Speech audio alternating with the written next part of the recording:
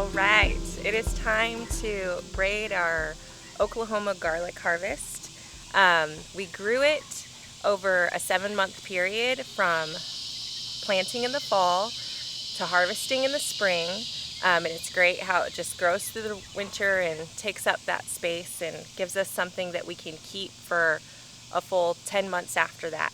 So we grow it, then we dry it, and it takes about a full month, and you want to dry it out of the sun in a hot, dry, free-flowing air space. We like to lay ours flat. Other people hang theirs, but as long as it's getting dry airflow in a hot place to dry really well, and that's what gives you that crispy kind of layer of skin on the garlic that you like see in grocery stores and stuff. So this has been dried all the way through. It's also important that it's dry even to the inside of the stem, or even after it's braided, it can mold. So we like to braid ours because it puts it up out of the way in our kitchen, and even when we plant our garlic in the fall, we'll pull from the braids as well. All right, first thing is you need to have your string. I'm using twine that has a little metal stuff in it. So you're gonna go crisscross, applesauce, 2 on the bottom, and then I like to put a big one down the center. This is the center, and then you need to tie it off and keep them in this order, okay? And it will make sense here in a minute.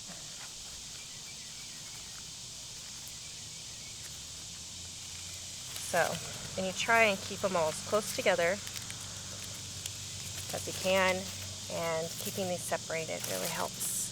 So then you grab your next head of garlic, and you always put it, you want the stem in the center, but you're going to kind of point the head in the direction of the end that you're going to be folding over, and that's what creates this kind of tight cluster. So this is the one that's going to get wrapped from left into the center. So that's kind of the way I'm pointing my head.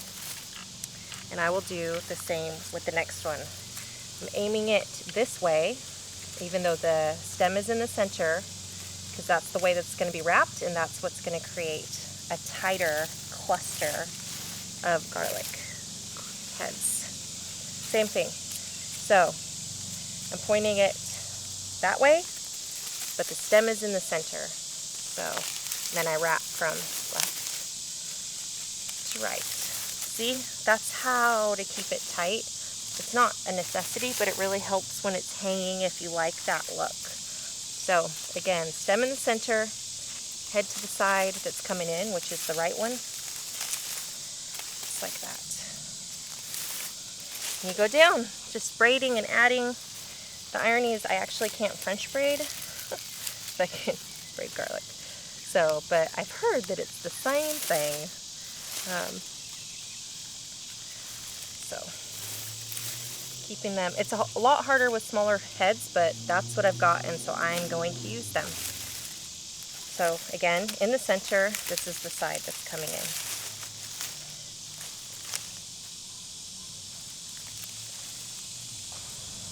This is the side that's going to be folded in, so that's where I'm pointing my head.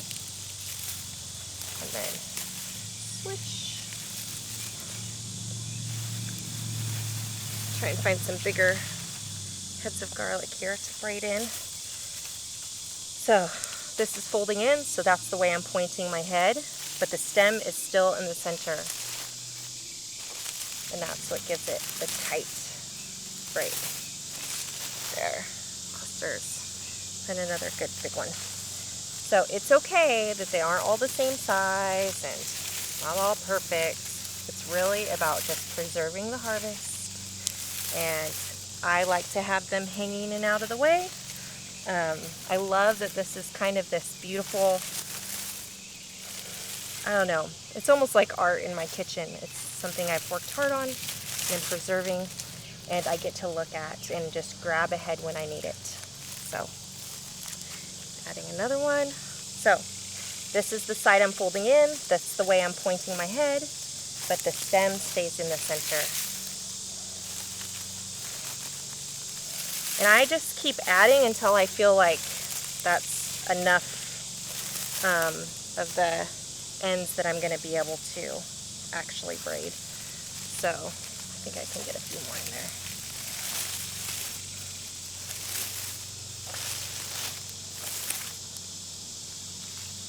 So pointing the head on the left, where I'm going to be folding it in from.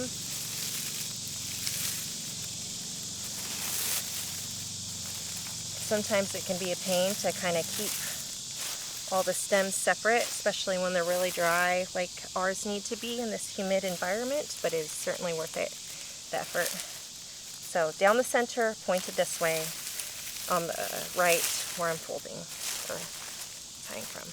See? Trying to find some more big ones. All right. Kind of pointing this way on the left where I'm folding in from. Stem is in the center.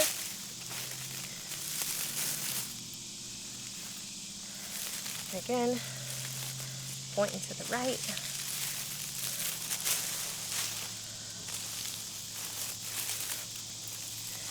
Not the best at this, but if I can do it, anybody can. So folding from the left, head's pointing left, stem is in the center.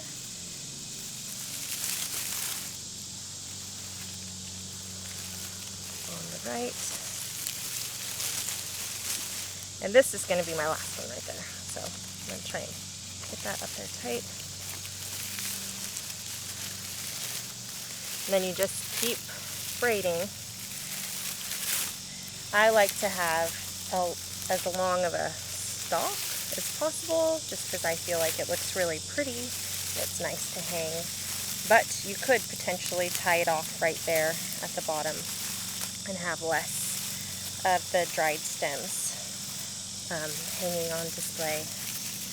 But I really enjoy doing this and seeing it all year, and it's such an easy way to keep my garlic seed nice and dry, and kind of as a reminder of what I need to do each year. Again, taking another piece of twine, I like to wrap it really tight and then also have make a loop in the back that makes it really easy for me to hang from the hooks in my kitchen. So I will go like this, and twist.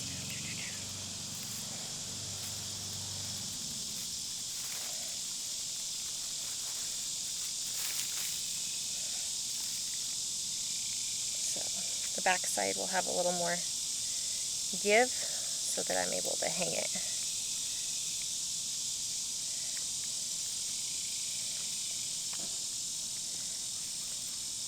You could also use those twisty tie things people buy with bags and stuff, but I prefer this. And then go ahead and cut off the excess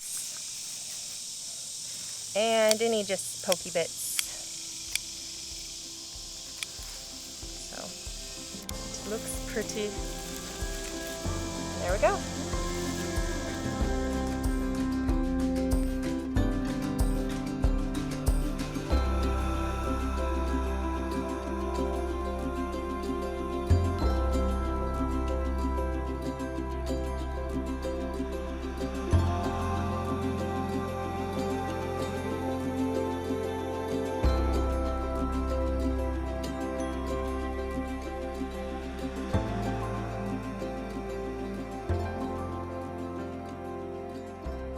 So this is all our garlic that we'll need for the year, and we'll pull our seed from it to replant in the fall. Yeah, so it's just super easy to grow. It's really easy to braid. I mean, well, I wouldn't say it's easy to braid, but you can do it. It just takes a little bit of practice, and it doesn't have to be perfect, and it's totally worth it. Every time I look at it in the kitchen, it just inspires me to want to grow garlic again and again. And so, anyways, thanks for joining us on this ragtag journey, and I hope you learned something, or maybe even feel like, oh, I could do that, because that's kind of what we're going for. Anyways, thanks for joining us and checking out our garlic harvest.